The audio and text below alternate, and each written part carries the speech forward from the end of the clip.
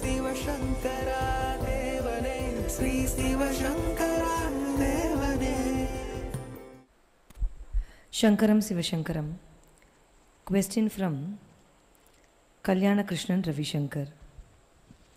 பாண்டிச்சேரி அன்னை மலர்களுக்கு மலர்கள் மூலம் வழிபடுவதற்கும் முக்கியத்துவம் அளித்தார். அன்னை பூக்களை கடவுளுடன் பேசுவதற்கான ஒரு வழியாக கருதினார். இங்கே குறிப்பிட்டுள்ள செய்தி பற்றியும் அந்த மலர் வழிபாடு பற்றியும் விளக்கம். Pondicherry is a French territory, was a French territory. அந்த அம்மா ஃப்ரான்ஸ்காரி. ஸோ பாண்டிச்சேரியிலேருந்து சர்ச்சிங் இது ஃப்ரான்ஸ்லேருந்து in church of peace she came to this place. இப்போ அரவிந்தருங்கிறவர் ஒரு ஐசிஎஸ் ஆஃபீஸர். அவர் வெள்ளைக்காரங்களால் அரெஸ்ட் பண்ணி ஜெயிலெல்லாம் இருந்தார். இப்போ இனிமேல் நமக்கு அரசியல் வேண்டாம் அப்படின்னு அவருக்கு ஒரு பக்குவப்பட்ட மனநிலையில் அவரும் வெள்ளைக்காரங்க வேணான்றதுனால ஃப்ரெஞ்சுக்காரங்க இருந்த பாண்டிச்சேரிக்கு வந்து சேர்ந்தார். இந்த அம்மா பாண்டிச்சேரி ஃப்ரெஞ்ச் சிட்டிசனுங்கிறதுனால நிறைய ஃப்ரெஞ்சுக்காரங்க இவங்களை தேடி வர ஆரம்பித்தாங்க. இப்போ பாண்டிச்சேரியில் அரவிந்த் ஆசிரமம் பெரிய அளவுக்கு உருவாச்சு. அண்டு இவர் இருக்கார் இல்லையா அரபிந்தோர் பெங்காலி, ரிட்டையர்டு ஐசிஎஸ்ன்னு சொன்னேன். அதனால் நிறைய கல்கட்டாக்காரங்க பெங்காலிஸ் எல்லாம் அவருடைய ஈர்ப்புனால அங்கே வந்து சேர்ந்தாங்க. ஒரு குறிப்பிட்ட காலத்தில் அங்கே இருந்த ஃப்ரெஞ்சு செட்டில்மெண்ட்டுக்கும் இந்த பெங்காலிஸுக்கும் நிறைய மனஸ்தாபங்கள் வந்தது. இவங்க ஆசிரமம் எங்களுதுன்னா அவங்க என்ன இந்த மாதிரி பிரச்சனைகள் எல்லாம் வந்தது. அப்போது இவங்க ஆரோவில்னு சொல்லி ஒன்று உண்டாக்கினாங்க. ஆரோவில்னாக்கா எக்ஸ்க்ளூசிவ் ஃப்ரெஞ்சுக்காரங்கெல்லாம் வசிக்கிற மாதிரியான ஒரு இடத்துக்காக தேர்ந்தெடுத்து அங்கே அவங்க ஒரு மெடிடேஷன் ஒரு இது மாதிரி உண்டாக்குனாங்க. ஒரு மெடிடேஷன் டெக்னிக், அதுக்குள்ளே உட்காந்துக்கிட்டு தியானம் பண்ணால் ஆகாசத்தில் இருக்கிற ஒளி எல்லாம் வாங்கி இவங்க தலைமையில் விழுன்றது அவங்களுடைய நம்பிக்கை. இன்றைக்கி கூட ஆரோவில் இருக்குது. நீங்கள் பாண்டிச்சேரிக்கு போனாக்கா ஒரு குறிப்பிட்ட நேரத்தில் அவங்க அவங்கள கூப்பிட்டு போவாங்க, வெளியே உட்கார வைப்பாங்க. கண்டக்டர் டூர் மாதிரி நேராக தியான லிங்கத்துக்கு கூட்டு போய் வெளியே வந்துடுவாங்க. வேறு எங்கேயும் நீங்கள் போகவே முடியாது. அண்ட் மெயின் ஆசிரமம் இருக்குது இல்லையா, அது மணக்குள விநாயகருக்கு பக்கத்து சந்தில் இருக்குது. அங்கே ஒரு லைப்ரரிலாம் இருக்குது, யார் வேணால் போகலாம். அங்கே சமாதி இருக்குது, அரவிந்தருடைய சமாதி, மதருடைய சமாதி 2 இருக்குது. நல்ல தியானம்லாம் பண்ணுற அளவுக்கு நல்ல பீஸ்ஃபுல்லாக இருக்கும். நிறைய ஃப்ரெஞ்சுக்காரங்களுக்கு கலை உணர்ச்சி அதிகம். நிறைய பூக்களை வச்சு ரொம்ப அழகாக டெக்கரேட் பண்ணி 2 வச்சு அந்த இடத்துக்கு போனாவே ஒரு மனம் இருக்கிற அளவுக்கு எல்லாம் நல்லா பண்ணி வச்சுருப்பாங்க. இது பாண்டிச்சேரியில் அரவிந்தர் இவங்க வந்ததுக்கானது. அண்டு பாண்டிச்சேரி ஃப்ரெஞ்சு டெரிட்டரியாக இருந்ததுனால இந்தியாவில் இருந்த நிறைய பேர் பிரிட்டிஷ் கவர்மெண்ட்லேருந்து ஒதுங்கணுன்னா, அப்போ மகாகவி பாரதி இருந்தார். அவர் இங்கே போலீஸ் எடுத்துனோடனே அவர் பாண்டிச்சேரியில் போய் கொஞ்ச நாள் இருந்தார்.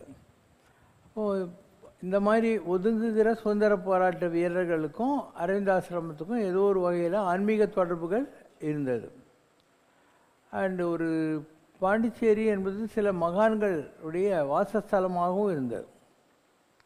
அங்கே குள்ளசாமி அப்படின்னு ஒருத்தர் இருந்தார் பாண்டிச்சேரியில். அவர் பாரதியார் அவரை வந்து தன்னுடைய குருவாக வச்சுருந்துக்கார். இந்த குள்ளசாமிங்கிறவரை எப்பயும் அழுக்கு மூட்டைங்களெல்லாம் வச்சுக்கிட்டு சுற்றிக்கிட்டு இருப்பார் அவர். ஸோ பாரதியார் அவர் பின்னாலே போய் அவர் காலை கெட்டியாக கட்டிப்பிடிச்சு நிட்டு எனக்கு உபதேசம் கொடுன்றாரு. அவர் தரதரான ரோட்டில் இழுத்துன்னு போகிறார். அப்பயும் ஒரு காலை விடலை. ஸோ இதெல்லாம் வைத்துக்கொண்டு பாரதி அந்த குள்ளசாமியை பற்றி கூட கவிதை எழுதியிருக்கார் பாருங்கள்.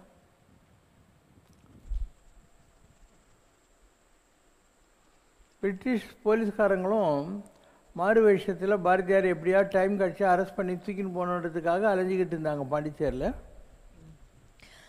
ஞான குரு தேசிகனை போற்றுகின்றேன், நாடனைத்தும் தானாவான் அழிவிலாதான், மோன குரு திருவருளால் பிறப்பு மாறி முற்றிலும் நாம் அமரநிலை சூழ்ந்து விட்டோம், தேனனைய பராசக்தி திறத்தை காட்டி சித்தினியில் காட்டி மனத்தெளிவு தந்தான், வானகத்தை இவ்வுலகில் இருந்து தீண்டும் வகையுணர்த்தி காத்த பிரான் பதங்கள் போற்றி, எப்போதும் குரு சரணம் நினைவாய் நெஞ்சே, எம்பெருமான் சிதம்பரத்தை சிகந்தாள் என்னை, முப்பொழுதும் கடந்த பெரு வெளியை கண்டான், முக்தி எனும் வானகத்தே பரிதியாவான்.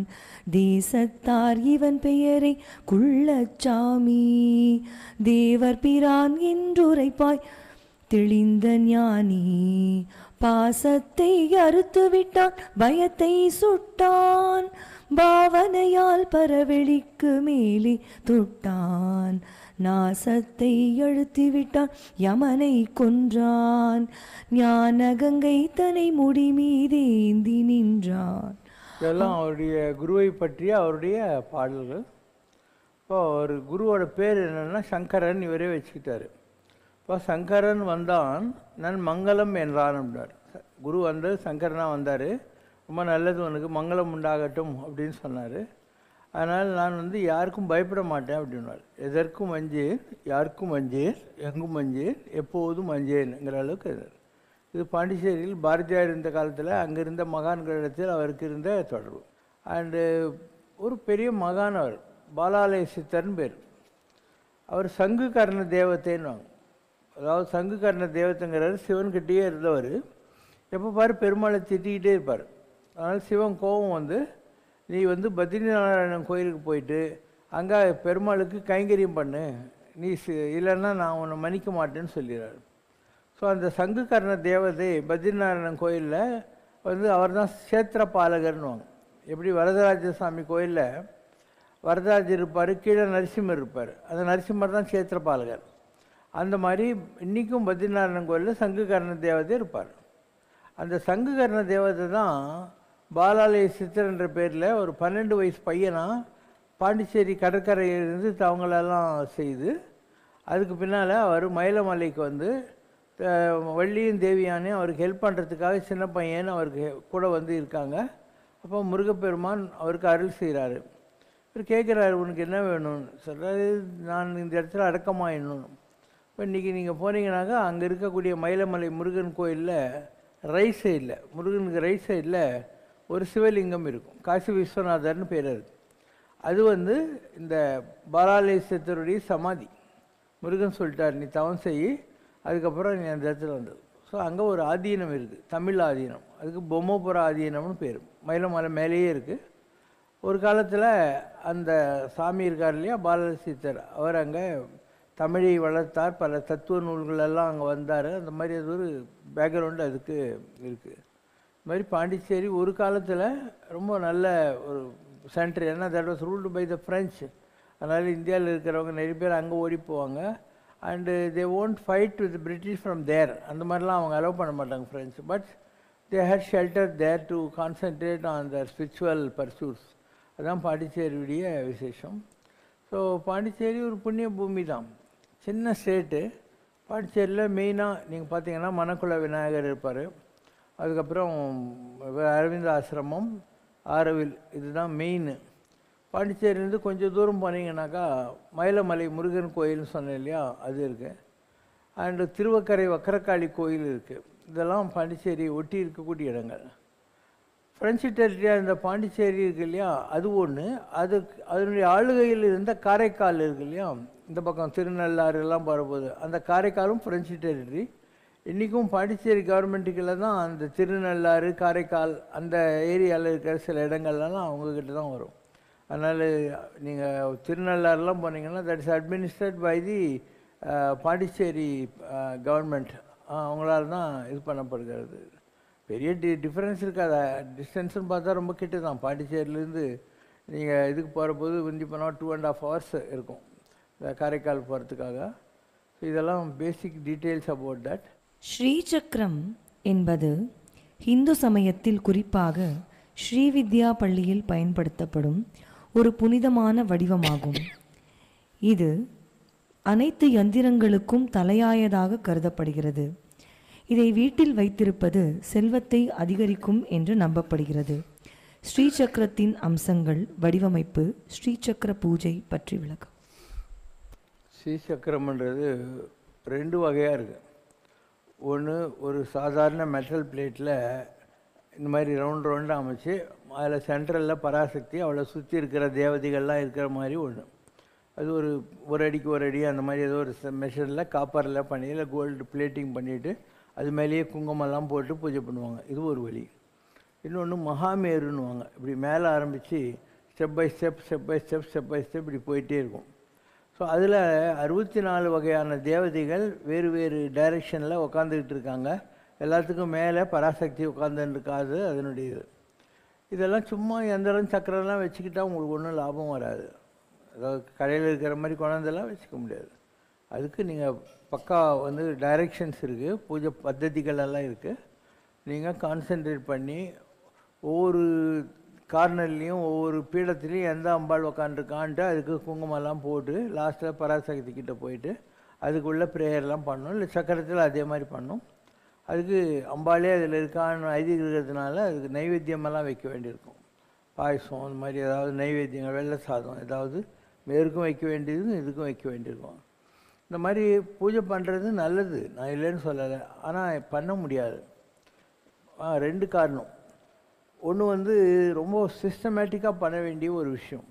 மற்ற பூஜை மாதிரி உட்காந்து இத்தனை பண்ணிட்டு விட்டுற முடியாது. அதுக்கு அந்த சிஸ்டமாக தான் பண்ண வேண்டியிருக்கும். அந்த மாதிரி பண்ணுற போது 2 விஷயம் நடக்கும். ஒன்று, அந்த காம விகாரம் ஜாஸ்தி வரும். Because you are concentrating. உங்களுக்கு நிறைய லஸ்ட்ன்னு சொல்லுவாங்க இல்லையா? லவ் வேறு, லஸ்ட் வேறு. லவ்ன்றது காதல், லஸ்ட்னா காமம். ஸோ லாஸ்ட்டில் அம்பாள் தரிசனம் வர்றதுக்கு முன்னால் அப்படி ஒரு ஸ்டேஜ் இருக்கும். அம்பாள் தரிசனம் கொடுப்பா, தலையிலேருந்து கால் வரைக்கும் அப்படியே ரொம்ப அழகான ஒரு சொரூபத்தில் அந்த அம்மா தரிசனம் கொடுப்பாள். இந்த குடும்ப வாழ்க்கையில் இருந்துக்கிட்டு யாராவது பூஜை கீஜை பண்ணியிருந்தான்னா அவனுக்கு புரிஞ்ச விஷயம். யாராவது ஒருத்தர் பிரம்மச்சரியத்திலிருந்து ஸ்ரீசக்கர உபாசனை பண்ணுறான்னா இவ்வளோ அழகான ஒரு பொம்பளையை நேரில் பார்த்த உடனே அவன் எங்கேயாவது மயங்கிடுவான். அவன் தப்பாக நினைக்கிறான்னா அந்த அம்மா ஒரே அரைஞ்சு போயிடுவா, இவன் இறந்து தான் கிடப்பான். இந்த அம்பாள் உபாசனையில் இது ஒரு பெரிய ரிஸ்க் இருக்குது. அதாவது ஒன்றா நீ குடும்பத்தில் இருந்து தேடினேன்னா உனக்கு அதை மயக்கம் வராது. ஒரு பேச்சுலராக இருந்து தேடுற போது இந்த வம்பு வரும். அப்போது ஒரே அறை தான், நீ அச்சு வாங்கின்னு போக வேண்டியது தான். இதுதான் அந்த ஸ்ரீசக்கர உபாசனை, அம்பாள் உபாசனை இருக்கக்கூடிய லிமிட்ஸ் எல்லாம். இப்போ சாந்தானந்த சுவாமிகள் இருந்தார். அவர் புவனேஸ்வர் உபாசனை பண்ணவர், சக்ஸஸ் ஆகிட்டார். ஏன் சக்ஸஸ் ஆனார்? அவருடைய குரு சேந்தமங்கலம் அவதூத சுவாமிகள், அவருடைய பரமகுரு ஜட்ஜி சதாசிவ பிரம்மேந்திராள், அவங்கெல்லாம் என்ன புதுக்கோட்டை ராஜா மேலே நின்று பார்க்குறான். இப்போ நேக்கடாக தான் இருப்பார் சதாசிவ பிரம்மேந்திராள். இன்றைக்கி கூட நீங்கள் நெரூர் போனீங்கன்னா கரூர் பக்கத்தில் அவருடைய அதிஷ்டானம் இருக்குது, நல்ல இடம், நீங்கள் போய் பார்க்கலாம். அவர் ராஜாவை கும்பிடாது போகிறாரு. அவங்க சொல்கிறாங்க அவர் அப்படி தாங்க அப்படின்னு. பார்க்கலாம், கையை வெட்டுன்றான். அவர் கையை வெட்டி கீழே கிடக்குது, இவர் பாட்டிக்கு போயினேங்கிறார். இப்போ ராஜா பயந்து போய் கீழே ஓடி வந்தால் இந்த உடஞ்சி போன கையை எடுத்து ஓட்டுறான், கை ஒட்டிக்குது. இப்படியெல்லாம் பெரிய நிலையில் இருந்த மகான்களும் இருந்தாங்க. அவர்கிட்ட வந்தவர் தான் இவங்கெல்லாம். இப்போ இவங்கெல்லாம் அவதூத நிலையில் இருந்தவங்க. அவங்கக்கிட்ட இவர் போய் சேர்றாரு. யார்? சாந்தானந்த சுவாமிகள். இப்போ அவங்க சொல்கிறாங்க, நீ கலியுகம், ஜனங்க நடுவில் இருக்க, கோயிலெல்லாம் கட்டி புவனேஸ்வரிக்கு இது பண்ணுற, அதனால் நீ காவி கட்டிக்கோ, நேக்கடெல்லாம் இருக்க தேவையில்லை அவதூத நிலையில் அப்படின்னு. அவருடைய அதிர்ஷ்டம், அவர் கிர்னார்னு ஒரு இடம் இருக்குது குஜராத்தில். அங்கே தத்தாத்திரேய சாமியோடைய கோயில் இருக்குது. மலை மேலே போகிறதுக்கு கஷ்டம், 10,000 படி ஏறணும். நிறைய கஷ்டப்பட்டு தான் போவாங்க. ஸோ இவர் ஏறி போகிற போது இவரால் முடியல. அப்போது ஒரு ஆள் ஒரு கிளாஸ் பழ ஜூஸ் மாதிரி கொடுத்துட்டு, இது நீ சாப்பிடு அப்படின்னு. இவருக்கு நல்ல எனர்ஜி வந்துச்சு. அவரே தத்தாத்திரேயர் தான். அவருடைய தரிசனம் இவருக்கு அந்த இடத்துல குருவினுடைய சௌபாகியத்தினால கிடச்சி அங்கே போய் வந்தார். அது மாதிரி நல்ல தவநிலையில் உள்ளவர். இப்போது அவர் இறந்துட்டார். அதனால் அவருக்கு புதுக்கோட்டையில் ஒரு அதிஷ்டானம் இருக்குது, சேந்தமங்கலத்தில் ஒன்று இருக்குது, அப்புறம் உடையார்பட்டிங்கிற இடத்துல சேலம் போகிறீங்க இல்லையா, அதுக்கு 4 மைல் முன்னால் ஒன்று இருக்குது. இங்கே இதில் தாம்பரங்கட்டை எங்கேயோ ஒரு கோயில், 4 இடத்துல கோயில் கட்டியிருக்காரு. பூஜையெல்லாம் நடக்குது. ஆனால் 4 இடத்துல இருக்கிற மேனேஜ்மெண்ட்டும் வேறு வேறு, ஒரே மடாதிபதி அந்த மாதிரி இல்லை. இங்கே ஸ்கந்தாசிரமத்தில் இருக்கிற ஆள் நம்ம திருப்பூர் முருகன் கோயிலில் பூஜை பண்ணுறவருடைய மாமனார். இந்த பொண்ணை தான் அவர் கட்டியிருக்காரு. கணேசன் ஐயர்னு பேர் அவருக்கு. சின்ன வயசுலேருந்தே சாமிக்கிட்ட இருந்தவர். இப்போ அவர் மேனேஜ் தான் பண்ணிக்கிட்டு இருக்காரு அந்த இடத்துல. அதனால் இந்த உபாசனா மார்க்கத்தில் ஸ்ரீசக்கர உபாசனைக்கு போகிறவங்களுக்கு இந்த ப்ராப்ளம் வரும். அதனால் நீங்கள் பிள்ளையார் அந்த மாதிரி சில ஹார்ம்லெஸ் இருக்குது, ஒரு முருகர், இந்த மாதிரி பூஜைகள்லாம் நீங்கள் பண்ணலாம். மொத்தம் ஆதிசங்கரர் 6 விதமாக பிரித்தார். 6 விதம்னா என்ன? சிவன், பெருமாள், அம்பாள், கணபதி, அதுக்கப்புறம் சுப்பிரமணியர், இந்த மாதிரி 6ஆக பிரித்தார். சூரியன். ஸோ இந்த 6க்கும் என்னென்ன மந்திரம் சொல்லணும், என்ன நைவேத்தியம், எப்படி பூஜை பண்ணணும் எல்லாம் வச்சுருக்காரு. ஷண்மதங்கள் பேர். ஷன்னாக்கா 6. ஸோ அந்த வகையில் உனக்கு ஏதாவது ஒரு ஃபார்ம் ஆஃப் காட் பிடிக்குதுன்னா நீ அதை பூஜை பண்ணலாம். அம்பாலும் இருக்குது அதில். ஆனால் இந்த ரிஸ்கெல்லாம் உனக்கு ஒரு குடும்ப வாழ்க்கையில் இருந்து கண்ட்ரோல்டாக இருக்க முடியும், you are not much desirous of all this லஸ்ட்ன்ற மாதிரி இருந்தால் ட்ரை பண்ணலாம். இல்லைன்னா ஈஸியாக பண்ணது பிள்ளையார், சூரியன், முருகன் இதெல்லாம். இந்த சூரியனை அக்பர் பாட்ஷா இருக்காலையும் அவன் சொல்லுகேன். இருந்தாலையும் அவன் ரொம்ப பெரிய அளவுக்கு சூரியனை கும்பிட்டே பெரிய ஆளானான். முகல் ஹிஸ்ட்ரியிலேயே அக்பருக்கு தானே நல்ல பேர். ஸோ அவன் என்ன பண்ணுவான், டெய்லி அரண்மனையினுடைய மேலே உப்பரிக்கணுவாங்க, அங்கே போய் சூரியனையே மணிக்கணக்கில் பார்த்துக்கிட்டே இருப்பான். இப்படி தான் அவன் ரொம்ப பவர்ஃபுல்லானான். அவன் தனக்குன்னு ஒரு மதத்தை கூட உருவாக்கினான். வெறும் சூரியனை கும்பிட்றதுக்கு தீன் இலாஹி அப்படிங்கிற மதத்தை உருவாக்கினான். பெரிய அளவுக்கு அது சக்ஸஸ் ஆகலை. ஆனால் அவன் சூரிய உபாசனை பண்ணவன் தான். இப்படி ஒவ்வொருத்தரும் ஒரு உபாசனை. முருகனை பற்றி நிறைய பேர் பண்ணியிருக்காங்க. திருஞான சம்பந்தர் பண்ணியிருக்காரு, குமரேசர் பட்டர் பண்ணியிருக்காரு, ரத்னகிரி சாமி, இந்த மாதிரி நிறைய பேர் முருக உபாசனை பண்ணியிருக்காங்க. பிள்ளையாரை பூஜை பண்ணுறவங்களும் இருக்காங்க. இந்த மாதிரி ஒவ்வொரு வழியில் இருக்காங்க. அம்பாள் உபாசனை பண்ணி எனக்கு தெரிஞ்சு சக்ஸஸ் ஆனது காஞ்சி மகா பெரியவர். அவர் எனக்கு முக்கியம் அம்பாள் அப்படின்னு சொல்லி ஒரு சாப்டர்லாம் எழுதியிருக்கார் தெய்வத்தின் குரல் 1. அதில் அவர் சொல்லுவார், நான் எல்லா கடவுளையும் வெறுக்கலை, ஆனால் ஒரு குடும்பத்தில் நமக்குன்னு ஒரு கல்யாணம் ஆன போன பொண்ணுக்கு கணவன் தான் எல்லாம். அந்த கணவனுக்கு அப்பால் மாமனார், மாமியார், குழந்தனார், நாத்தனார் இவங்களெல்லாம் வச்சுக்கலாம். அந்த மாதிரி உங்களுக்கு ஏதாவது ஒன்றுத்த கணவன் மாதிரி வச்சுக்கோங்க. மற்ற தேவதைகள் எல்லாம் சொந்தக்காரங்களாக வச்சுக்கோங்க. எதையும் துவேஷமாக எடுக்க தேவையில்லை. ஆனால் ஹேவ் ஒன் உபாசனா. தெய்வம் உண்டு இரு, அது ஒன்று என்று இரு. கடவுள் இருக்காருன்னு கட்டாயம் நம்பு, அது ஒன்று. ஏன்னா ஏகன் அநேகன், ஒரு நாமம் ஒரு உருவம் இல்லாருக்கு 1000 திருநாமம் பாடினாம் தெல்லேனம் கொட்டாமும். கடவுளுக்கு எந்த ஒரு உருவம் இல்லை, ஒன்றும் இல்லை. நாம் தான் சாஸ்திர நாமத்தை சொல்லி அவனை கும்பிடுறோம். அப்போது அவன் பேர் யார் விட்டார், யார் அயலார், அவனுக்கு ஏது ஊர், ஏது பேர், யார் வேண்டியவங்க, யார் வேண்டாதவங்க. ஒரு சாதாரண நிலையில் மகான் இருக்கான், அவனே ஊரில்லைன்னு காணி இல்லை, உறவு மற்றொருவர் இல்லைங்கிறான். உறவு இல்லை, ஒன்றும் இல்லை, எனக்குன்னு ஊர் இல்லை, சொத்து இல்லை, ஒன்றும் இல்லைன்னு சொல்கிறான். அப்போது ஒரு பகவானுங்கிறது எவ்வளோ பெரிய நிலை இல்லையா? அதனால் பகம்னா எந்த ஒரு ஐஸ்வர்யத்துக்கும் குறைவில்லாத ஒரு நிலை. கனவான் அப்படின்னா டிக்னிஃபைட் பர்சன் அர்த்தம். ஐஸ்வர்யவான், தனவான் அப்படின்னா துட்டுகிறவன் அர்த்தம். இப்படி ஒவ்வொன்றுத்துக்கும் ஒரு மீனிங் இருக்குது. ஆனால் இந்த இது இருக்கு இல்லையா, பகவான் அப்படின்னா அந்த பகம் என்ற குவாலிட்டி இருக்கிறவன் அர்த்தம். அப்போ அவனுக்கு எந்த தேவையுமே இருக்காது. யார் பகவான் ஆயிட்டானோ அவன் எதை நம்பியும் யாரை நம்பியும் இருக்க மாட்டான். அவனுடைய சங்கல்ப மாத்திரத்தில் அவனுக்கு வேண்டி எல்லாம் கடவுள் கொடுத்துக்கிட்டே இருப்பார். அதுதான் பகம்ன்றது. நம்ம தாம் காமதேனவே பஜ்ஜதாம் கல்பவரிஷாயன்ற மாதிரி நினச்சதெல்லாம் நடக்கும். எண்ணியாங்கு ஏதுவர் எண்ணிய திண்ணியராக பெறின், வேண்டியாங்கு இதழால் தவம் யாண்டும் முயலப்படும். அதனால் தவத்தில் உயர்ந்த நிலைங்கிறது இதுதான். பகவான் என்ற பகம் என்ற ஒரு ஐஸ்வர்யத்தை அடைந்து நினச்சதெல்லாம் அப்படியே நடத்திக்கிட்டே போகிற நிலையில் இருக்கிறது. அந்த நிலையை அடைஞ்சவங்க இன்னொருத்தர் நம்பி இருக்க மாட்டாங்க. இப்போ கோடிசாமி இருக்காருன்னா அவர் பகவான் ஆகிட்டார். ரமணர் இருந்தார், அவர் பகவான் ஆகிட்டார். அவங்களுக்கு எந்த குறையும் இல்லை, யார் தெய்வம் அவங்களுக்கு தேவையில்லைன்னு அர்த்தம். ஜனங்க ரமணருக்கு ஏதோ ஒரு பழம் எடுத்து போய் கொடுப்பாங்க, ஜனங்களுக்கு சாப்பாடெல்லாம் போடணும், அவரே கிச்சனில் போய் கீரை அழிஞ்சு கொடுப்பாரு, தொகையில் அரைச்சி கொடுப்பாரு, அவங்க கூட உட்காந்துன்னு சாப்பிடுவார், அதெல்லாம் வேறு. But is not depend on the society for is living. For அந்த இதுக்காக அந்த மாதிரி யாரையும் நம்பி இருக்கிறது இல்லை அவங்கெல்லாம். இது மக்களுக்கு புரியாது. இந்த நிலைகளெல்லாம் எப்படி வருதுங்கிறது மக்களுக்கு புரியாது. அதனால் தவம் செஞ்சவங்களுக்கு தான் அது புரியும். தவம் நிறைய செய்ய அந்த நிலைகளை அடைவது என்பது சாத்தியம்தான். யாதனின் நீங்கியான் இடும்பை நோதன் அதனின் இளன். எதுவுமே வேணான்னு யார் விட்டுட்டானோ அவனுக்கு இந்த உலகத்தில் இருக்கிற எந்த கஷ்டமும் வரவே வராது. யாதனின் இருக்கிறது எதுவுமே வேணான்னு சொல்லணும். நீங்கியான் அதெல்லாம் விட்டுட்டு வைக்கணும். அதனின் அவனுக்கு உலகத்தில் எது மேலேயும் கஷ்டமே வராது அப்படின்னு அர்த்தம். ஸோ இந்த தவ நிலையில் உயர்ந்த நிலையை தொட்ட மகான்கள் இருக்காங்க. மோட்சம் யாரும் உனக்கு டிக்கெட் எழுதி கொடுக்கறதில்ல, நீயா விடணும். நீயா மனசுக்குள்ளே எந்த ஆசையும் இல்லாத ஒரு நிலையை அடையணும். அது நீ தான் உன்னை ட்ரெயின் பண்ணிக்கணும். மந்திரம் சொல்கிறதுனால தான் மோட்சம் கிடச்சிடாது. கொஷன். மந்திரம் சொன்னால் மோட்சம் கிடைக்காது. கோயிங் டிவைட் ஆஃப் டிசையர்ஸ், அதுதான் மோட்சம் பண்ணுறது. Liberating yourself from the fetters of the lust and other attachments of this world. உலகத்தில் எது மேலேயும் இருக்கக்கூடாது. மற்றும் பற்று இன்றி நின் பாதமே பாவித்தே பெற்றத்தால் பிறந்தேன் இனி பிறவா வரமெய்தினேன் தான் மோட்சம் பண்ணுறது. எந்த பொருள் மேலேயும் எண்ணமே இருக்கக்கூடாது. அது எல்லாருக்கும் முடியுமா? அனுபவிச்சா தான் முடியும். நீ சாப்பிடாமல் இருக்கேன்னா உனக்கு அதை சாப்பிட்லாம் இதை சாப்பிட்லான்னு இருக்கும்.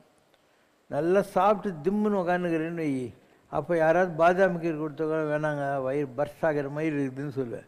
அது மாதிரி best way to get your self மோட்சம் லிபரேஷன் இஸ் டு ஃபினிஷ். உனக்கு என்னெல்லாம் ஆசை இருக்குதோ, யாரையும் துரோகம் பண்ணாதே, யாரையும் சீட் பண்ணாத, அனுபவிச்சு தொலை. சாப்பிட்ணுன்னா சாப்பிட்ரு, இதுக்கு என்னதுக்கு அடக்கி வச்சு கஷ்டப்படுறேன்.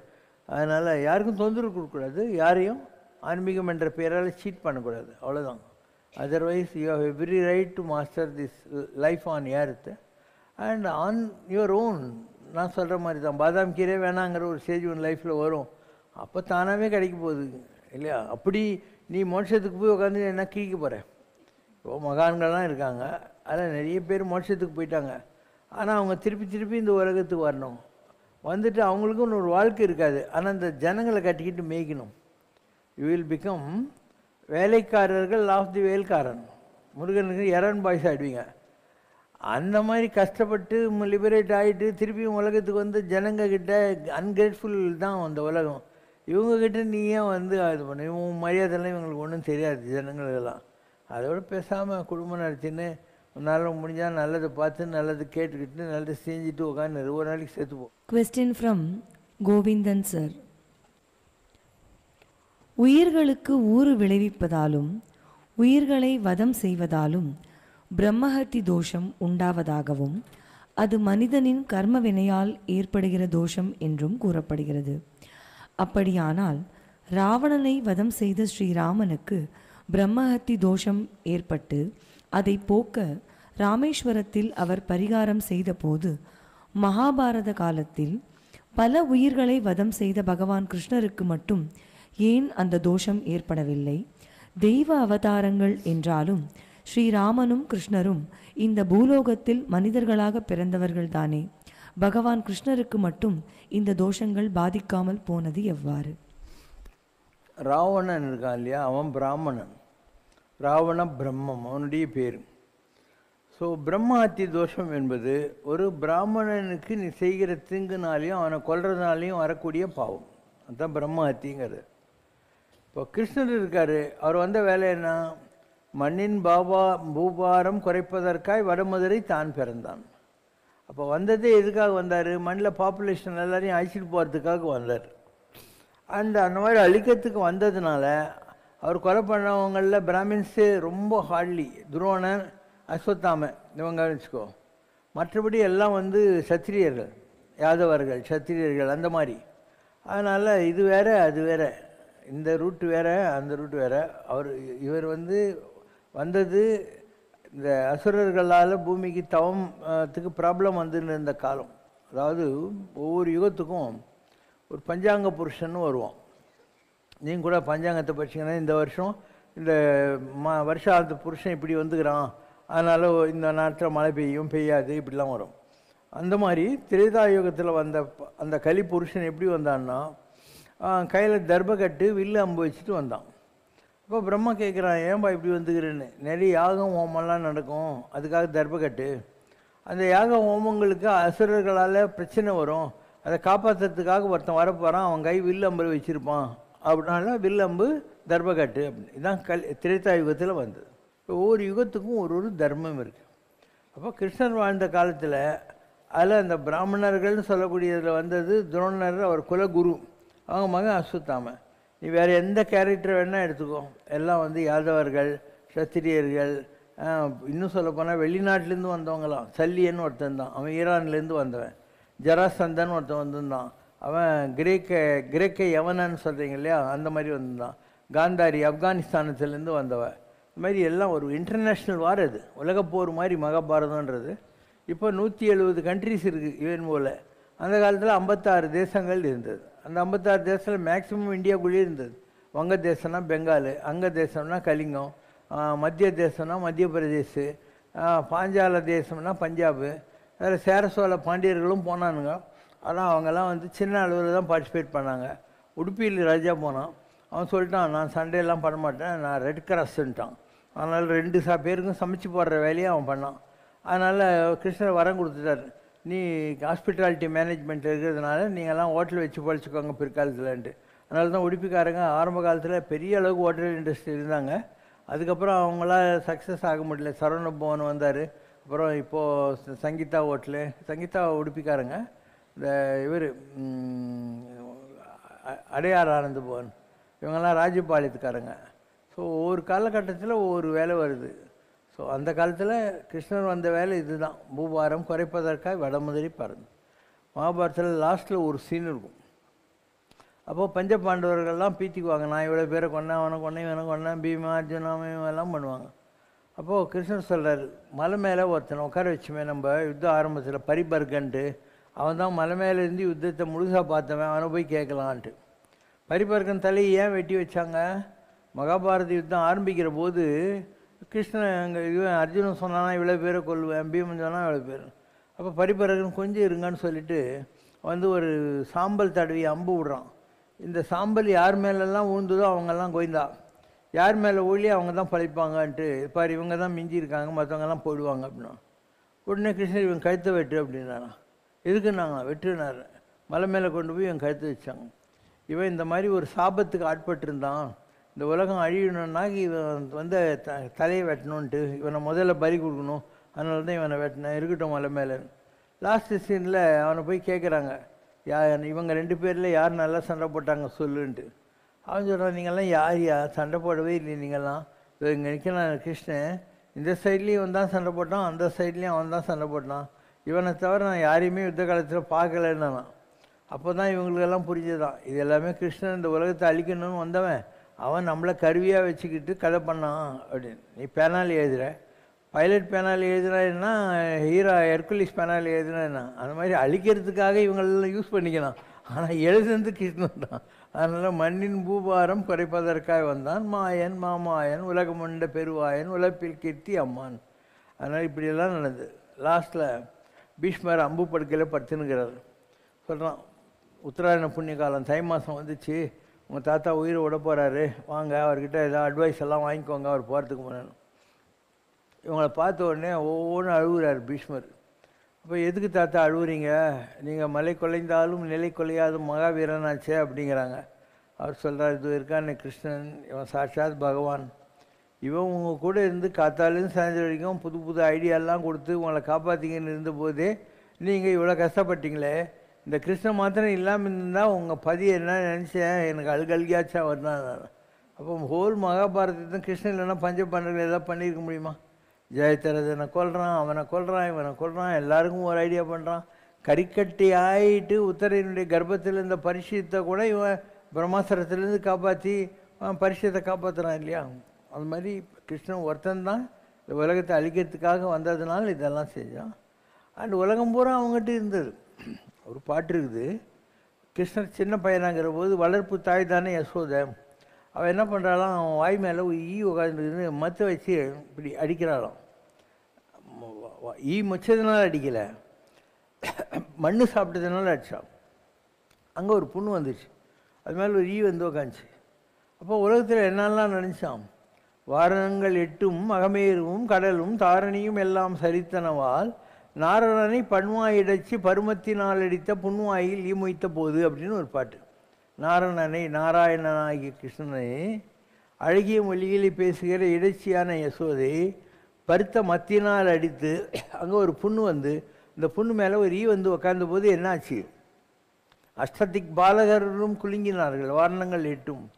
மகமேரு மலை ஆடிச்சான், மகமேரு கடல்கள்லாம் துடிச்சிச்சான், தாரணி பூமியெல்லாம் அதிர்ந்துதான் பூகம்பம் மாதிரி, எல்லாம் சலித்தனவால். அப்போது கிருஷ்ணன் என்பது தான் இந்த உலகத்தினுடைய விராட் விஸ்வரூபம்.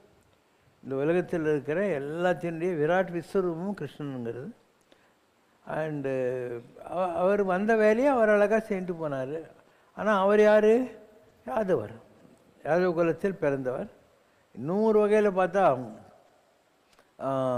சத்திரிய குலத்தில் கம்சனுடைய தங்கையாகிய தேவகிக்கு பிறந்து ஜெயிலில் ஆயர்பாடியில் இருந்த யசோதையினாலையும் வளர்க்கப்பட்டு பூத்தனாங்கிற ராட்சசி வந்து மலைப்பால் கொடுத்து விஷம் தடவி அவனை கொல்ல வந்தா. அதனால் அவங்ககிட்ட எல்லா குணமும் இருந்துச்சு. சத்துவகுணம், ரஜோகுணம், தமோ குணம்னுவாங்க. 3 குணம் 3 தாய்மார்கள்கிட்ட பால் குடித்ததுனால கிருஷ்ணருக்கு தானாகவே இருந்தது. அதனால தான் அவர் விதவிதமான இது பண்ண ஒன்று. ரெண்டாவது, மனுஷங்களுக்கு இருக்கிற மாதிரி கிருஷ்ணருக்கு கூட 1000 சாபங்கள் எல்லாம் இருந்துச்சு. பிருந்தான்னு ஒரு திருந்தான். இன்றைக்கி ஜலந்தர்ன்றீங்க இல்லையா, பஞ்சாப், அங்கே ஒரு ராஜா இருந்தான். அவன் பேர் ஜலந்தரன். ஜலந்தர், அந்த ராஜா பேர் ஜலந்தரன். மனைவி பேர் பிருந்தா. ஜலந்தரன்கிட்ட மகாவிஷ்ணு சண்டை போடுறாரு. ஆனால் அவனை இவரால் ஒன்றும் பண்ண முடியல. இவர் என்னன்னு பார்த்தாக்கா அவனுடைய மனைவியினுடைய கற்பு இல்லையா, அது இவனை காப்பாற்றின்னு இருக்கு. ஆனால் இவர் ஜலந்தரன் மாதிரி தன்னை மாற்றிக்கிட்டு அந்த இவர் இருக்கா இல்லையா, மிஸ்ஸஸ் ஜலந்தரன், அவன் பொண்டாட்டிக்கிட்ட போய் அவளை கற்பிச்சிடறாள். அவள் கண்டுபிடிச்சிடறாள் இது ஹஸ்பண்ட் கிடையாது அப்படின்னு சொல்லிட்டு. நீ காம விகாரத்தோடு என்கிட்ட தப்பாக நடந்ததுனால நான் இப்போ இந்த இடத்துல நெருப்பில் சாக போகிறேன், நீ அதே காம விகாரம் முடிச்சு இந்த மண்ணில் அலையணுன்ட்டான். அதனால் அவள் வந்து அந்த இடத்துல நெருப்பில் தன்னை இது பண்ணிக்கிட்டு இது பண்ண இல்லையா, அந்த இடம் பூரா துளசி செடியாக வந்துச்சு. பிருந்தா அப்படின்னா துளசின்னு அர்த்தம். பிருந்தா வனம்னா துளசி செடிகள் உள்ள வனம்னா காடுன்னு அர்த்தம். ஸோ பின்னால் இந்த சாபம் பலிக்கணும் இல்லையா, அதனால் கிருஷ்ண பரமாத்மா அங்கே வராரு. வந்து ரிஷிகள் சித்தர்கள்லாம் இருந்தாங்க இல்லையா, அவங்கெல்லாம் பகவான் கூட நம்ம ஜாலியாக இருக்கணுங்கன்னு வரம் வாங்கின்னு உட்காந்துருந்தாங்க. அவங்கெல்லாம் கோபிகைகளாக பிறக்கிறாங்க. இவருடைய சாபம் இருந்தது, அவங்களுக்கு இது வரம் இருந்தது, பகவான் கூட டான்ஸ் ஆடின்னு ஜாலியாக இருக்கணும்னு சொல்லிட்டு. அதனால் அந்த இடத்துல வந்து இவங்கெல்லாம் அந்த பிருந்தாவனமும் நந்தகுமாரனும் யாவருக்கும் பொது செல்வம் அன்றோ ஏனோ ராதா இந்த பொறாமை அப்படின்னு பாட்டு பாடிக்கின்னு டான்ஸ் ஆடின்னு இருந்தாங்க அப்படின்னு ஒரு பாடுங்க. பிருந்தாவனமும் நந்தகுமாரனும் யாவருக்கும் பொது செல்வம் அன்றோ ஏனோ ராதா இந்த பொறாமை யார்தான் அழகால் மயங்காதவரோ. பிருந்தாவனமும் நந்தகுமாரனும் யாவருக்கும் பொது செல்வம் அன்றோ. இதே பாட்டு ஹிந்திலையும் இருக்குது, இதே பாட்டு தெலுங்குலையும் இருக்குது. वृंदावन का कृष्ण कन्हैया सबकी आँखों का तारा, मन ही मन क्यों जले राधिका, मोहन तो है सबका प्यारा. वृंदावन का कृष्ण कन्हैया सबकी आँखों का तारा. ஓகேவா? இப்போ அனானப்பட்ட மகாவிஷ்ணு ஸ்வரூபன் இந்த பிருந்தா என்றவுடைய சாபத்துக்கு கட்டுப்பட்டு அந்த மாதிரிலாம் நடந்ததா இல்லையா? ஒரே கல்லில் 2 மாங்காய். தன் கூட ஜாலியாக இருக்கணும்னு நினச்ச ரிஷிகளுக்கும் சித்தர்களுக்கும் கோபிகா பாவத்தில் டான்ஸ் ஆடுறான். இவளுக்கு கொடுத்த வருத்தப்படி அந்த பிருந்தா துளசி செடிகள் இருந்த பிருந்தாவனம் தான் இன்றைக்கி ஆக்ரா பக்கத்தில் இருக்குது. ஆக்ரா போகிற இடத்துல மதுரா பக்கத்தில் பிருந்தாவன் போகலாம். நீங்கள் மதுராவில் ஒரு கிருஷ்ணர் கோயில் புதுசாக கட்டினது இருக்குது. பிருந்தாவனன்றது கோவர்த்தனகிரி மலை இருக்குது. திருவண்ணாமலை சுற்றுற மாதிரி ஜனங்கள்லாம் அந்த பிருந்தாவனை சுற்றி வருவாங்க. அங்கே சின்ன சின்ன கோயிலுங்க தான் இருக்குது, பெரிய அளவுக்கு ஒன்றும் இல்லை. ஒரு பெரிய மகான் இருந்தார். அவருடைய இது தேவராக பாபான்னு சொல்லுவாங்க. அவருடைய ஒரு அதிஷ்டானம் இருக்குது. அவர் தண்ணிக்குள்ளே அப்படியே நடந்து போய் தன்னை ஜலசமாதி பண்ணிக்கினவர். ஒரு செம்பிளன்ஸ் ஆஃப் ஏ கோயில் அவருக்காக வச்சுருக்காங்க. இதே மாதிரி இவர் இருக்கா இல்லையா, துரியோதனனுடைய அம்மா, காந்தாரி, அவள் துரியோதனன்கிட்ட சொல்கிறா, அப்பா நீ நேக்கடாக என்கிட்ட வா ஒரு நாளைக்கு துணி இல்லாமல் அப்படின்னு. இவன் வந்துட்டுருக்கான். கிருஷ்ணனுக்கு தெரியும் அவன் ஏன் கூப்பிட்றான்ட்டு. ஏன்னா கணவனுக்கு கண்ணு தெரியாதனால துர்ராஷ்டனுக்கு அவள் தன் கண்ணும் தெரியக்கூடாதுன்னு கண்ணு மேலே துணி கட்டிக்கின்னு வாழ்நாளெல்லாம் இருந்தவள். நம்ம உடம்புல இருக்கிற எல்லா பார்ட்ஸ் ஆஃப் த பாடியை விட அந்த கண் 80 times மோர் எனர்ஜி வாங்குதான். அவள் அப்படி கண்ணை கட்டினதுனால அவளுக்கு அவ்வளோ பவர் உண்டு.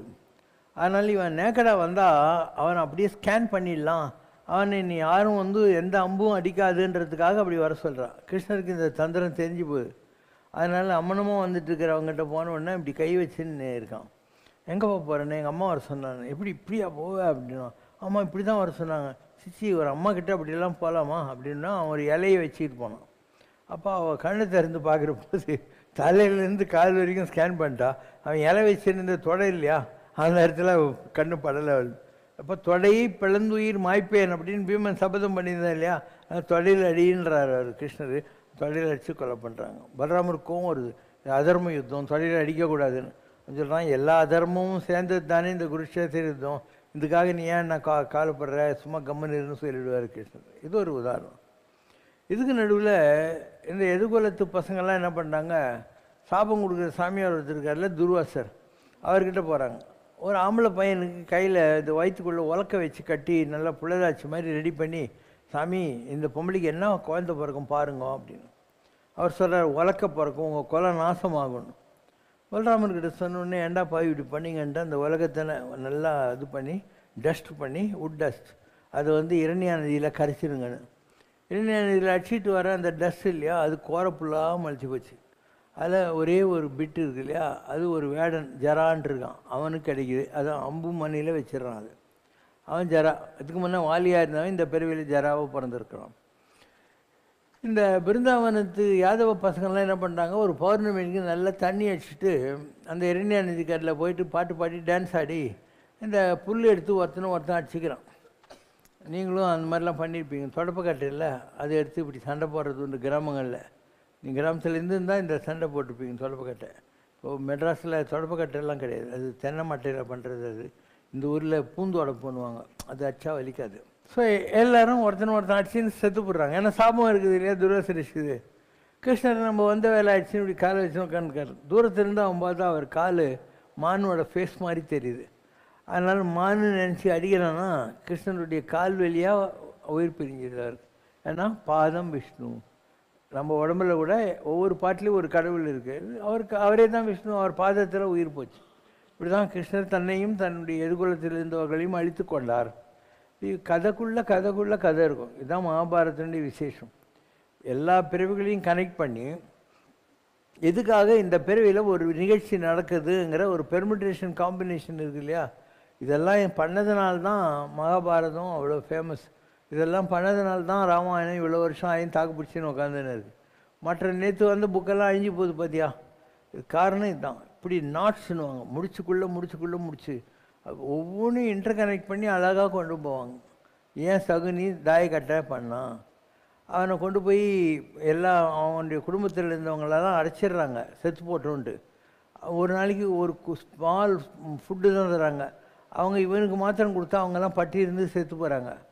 அவன் பழி வாங்கணுன்றதுக்காகவே இந்த தாயக்கட்டையை வச்சு அவங்களெல்லாம் அழிக்கிறான். துரியோதனுடைய பரம்பரையை அழிக்கிறதுக்கு காரணம் அவன் அந்த கௌரவர்களை அழிக்கிறது அவனுடைய நோக்கமாக இருந்தது. அதுக்காக அவனும் பாஞ்சால தேசத்துலேருந்து வந்தவன் தானே, அதனால் அவன் அதை பண்ணான்ற மாதிரி. இது எல்லாத்துக்கும் மகாபாரதத்தில் ஒரு இது வைப்பாங்க. ஈரான்லேருந்து வந்த சல்லியன் அவன் ஒருத்தர் இருப்பான், ஜராசந்தன் ஒரு கேரக்டர் இருப்பான். இவன் கிருஷ்ணனுடைய ஐடியா படி இந்த இவங்க இருக்காங்க இல்லையா, இவனுக்கு கர்ணனுக்கு தேர் ஓட்டுறதுக்காக இருந்தான் சல்லியன்னு நம்ம பேர். ஸோ அவனை துரியோதனன் கேம்ப் அடித்து வர்ற வழியிலேயே அவனை பூந்தோட்டம்லாம் கொடுத்து வர வச்சு நீங்கள் எங்கள் கூட சேர்ந்துக்கணுன்ட்டு. இவன் போய் கேட்கறதுனால வேறு வழி இல்லாமல் சேர்ந்துக்கிறான் அவன். ஆனால் கண்ணனுக்கு தேர் ஓட்டுற போது என்ன பண்ணுறான், நீ சாதாரண தேரோட்டி மகன், நான் ஒரு ராஜ வம்சத்தில் வந்தவன்ட்டு அவன் கோஆப்ரேட்டே பண்ண மாட்டான். ஸோ கர்ணனை அழிக்கிறதுக்கு அது ஒரு காரணமாக இருந்ததுங்கிறது மகாபாரதத்தில் வர்ற ஒரு நாட். இப்படி நிறைய விஷயங்கள் மகாபாரதத்தில் இருக்கும். எத்தனை நாள் வேணும்னு உட்காந்துட்டு அந்த பிரவச்சனம். அந்த காலத்துலாம் அப்படி தான். சாயந்தரம் 6 மணிக்கு எல்லாம் ஒரு கோயிலில் கூடுவாங்க. பெருசாக லாந்தர் விளக்குன்னுவாங்க, அரிக்கான் விளக்குங்க, அதெல்லாம் ஏற்றி வச்சுட்டு தீப்பந்தம் வச்சுட்டு ஜனங்கள்லாம் உட்காந்து மகாபாரத கதை கேட்டுன்னு இருப்பாங்க. இதெல்லாம் அந்த காலத்தில் அப்படி தான் இருந்துச்சு. இதெல்லாம் யார் கேட்குறாங்க இல்லை, சாமி பாட்டெலாம் எங்கே ஓடினுது, இதெல்லாம் கற்றுக்கிறதுக்கு கூட ஆள் இல்லை. யாரும் சில குடும்பங்களில் பாரம்பரியமாக வந்தவங்க கச்சேரி பண்ணுறேன்ட்டு வராங்க. ஒரு லெவலுக்கு மேலே அவங்களும் இந்த ஜுகல்பந்திங்கிறாங்க, இதை கலக்கிறது அதை கலக்கிறதெல்லாம் பண்ணி ஒரு பாரம்பரியமான இசையை இன்றைக்கி கொச்சப்படுத்திக்கிட்டே இருக்காங்க. அதாவது அசுரத்தனமான இன்ஸ்ட்ருமெண்ட்ஸ் காம்பினேஷன், லாங்குவேஜ் இது காம்பினேஷன்ஸ் இதெல்லாம் வச்சு கெடுத்துக்கிட்டு இருக்காங்க. ஆனால் நல்ல நல்ல விஷயங்களெல்லாம் ஸ்லோலி இந்த உலகம் எழுந்து கொண்டு இருக்கிறது தான். இப்போது காலங்காத்தால் எழுந்திரிச்சு நீ ஒரு கௌசல்யா சுப்ரஜாராமோ ஒரு மெலோடியஸ் சாங் கேட்குற போது உனக்கு நல்லாயிருக்கும். இதே நிறைய பேர் என்ன பண்ணால் காலையில் எழுந்தோடனே இந்த ஜங் புங் ஜாஸ் மிஸ்ஸின்னு அதை கேட்பானுங்க. இப்போ அன்றைக்கி பூரா அவனுக்கு அப்படி தான் இருக்கும், ஒரு மாதிரி இருக்கும், எராட்டிக்காக இருக்கும். அதனால் what you here, what you eat, இதெல்லாம் தான் உன் லைஃப்பை டிசைட் பண்ணுறது. நீ சாப்பிட்ற இல்லையா, அது கூட ஒன்றா இது பண்ணும். ஒரு ஆள் சாப்பிட்றதுக்கு ஒருத்தர் வீட்டுக்கு போனார். அங்கே சாப்பிட்டு போகிற போது ஒரு வெள்ளி டம்ளர் திருடின்னு போட்டார். அப்போ அந்த வீட்டுக்காரன் வந்து துரத்தின்னு போய், ஏங்க நீங்கள் வெள்ளி டம்ளர் எடுத்துன்னு போனீங்கன்னு. அவர் சொல்கிறாரு, உன் வீட்டில் ஒரு வேலை சாப்பிட்ட பாவம் பாரு, எனக்கு திருடணுன்னு புத்தி வந்துச்சுன்னா. அப்படி உண்டு. யாருக்கிட்ட சாப்பிட்றோங்கிறதுல கூட வந்து நம்முடைய குணங்கள் மாறுதான். இப்போது பூதனன்ற ராட்சசி பால் கொடுத்தா, அதனால் கிருஷ்ணர்கிட்ட அந்த கெட்ட குணம் வந்துச்சா இல்லையா? கொஞ்சம் வளர்த்துக்கிட்டு இருந்த சொதா கொஞ்சம் அடித்து வளர்த்துருந்தா, அதனால் ரஜோ குணம் வந்துச்சு. ஜெயிலில் அண்ணனால் போடப்பட்ட தேவகிக்கிட்டேயும் பால் குடிச்சிருக்காரு, சத்துவ குணம் வந்துச்சு. அப்போ ஒரே கடவுள்கிட்ட 3 குணம் வருதா இல்லையா? 3 பேர்கிட்ட பால் குடிச்சதுனால தான் அந்த 3 குணம் வந்துச்சு. அது மாதிரி நம்ம சாப்பிட்ற சாப்பாடு இதெல்லாம் கூட, அதனால் கண்ட இடங்களில் போய் சாப்பிடாதீங்கன்னு சொல்லுவாங்க. அதாவது நீ எந்த இடத்துல சாப்பிட்றியோ, நீங்கள்லாம் நிறைய ஹோட்டல்களெல்லாம் போய் சாப்பிட்றீங்க இல்லையா, அதெல்லாம் கூட உங்களுடைய பர்சனாலிட்டியை ஏதோ ஒரு வகையில் இன்டைரக்டாக அஃபெக்ட் பண்ணும். ஆனால் நீங்கள் எல்லோரும் ஹோட்டலில் மாட்டின்னு இருக்காங்க, ஹோட்டல் ஹேபிட்ஸில் மாட்டின்னு இருக்காங்க. அதனால் இந்த குணங்கள் எல்லாம் இன்றைக்கி ஒரு நோபலாக இல்லாமல் போனதுக்கு காரணம் இதுதான். அந்த காலத்தில் அப்படிலாம் கிடையாது.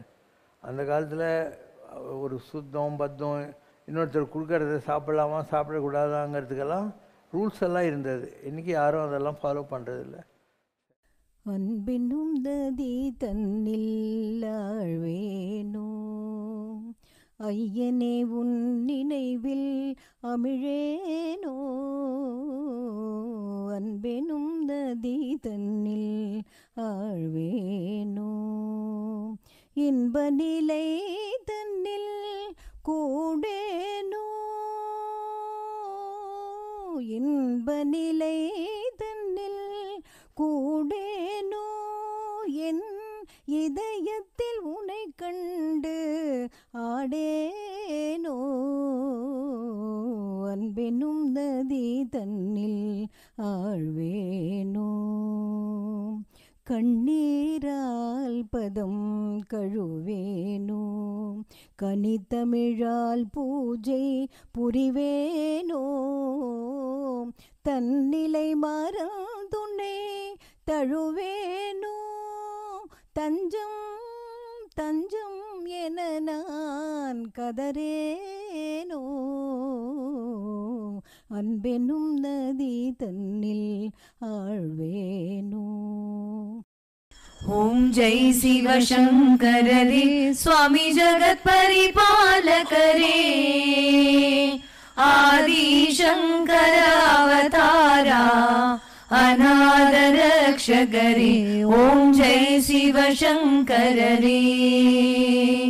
அன்னையும் தந்தையும் நீரென்றறிந்தும் அன்பில் நனைகின்றோம் சுவாமி, அன்பில் நனைகின்றோம். ஆசானும் இறையாகிய தேவா, நின்னடி பணிகின்றோம். ஓம் ஜெய் சிவசங்கரரே. குறை ஒன்றுமில்லை மறைமூர்த்தி கண்ணா, குறை ஒன்றும் இல்லை கண்ணா, குறை ஒன்றுமில்லை கோவிந்தா.